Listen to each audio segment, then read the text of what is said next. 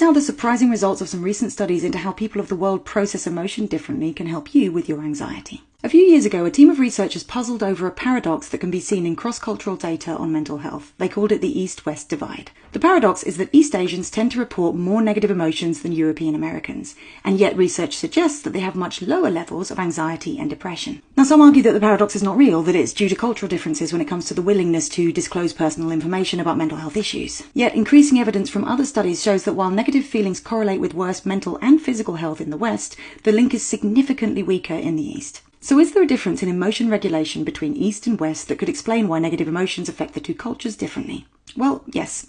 In fact, there are a number of potential factors, but here I want to talk about one particular difference as it's something that we in the West could really learn from, and that's acceptance of contradiction.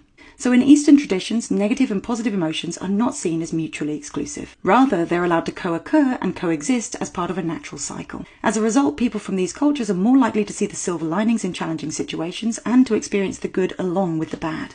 In the Western world, by contrast, we take a much more binary perspective. Things are either good or bad, and negative emotions are seen to threaten the experience of positive ones. This leads to denial or avoidance of upsetting feelings, which doesn't make them go away, but intensifies them. When we resist our monsters, we only end up feeding them. They grow bigger and scarier in the dark corners of our imagination. So if you want to take one lesson from these findings, something that Eastern cultures have known for millennia, it's this.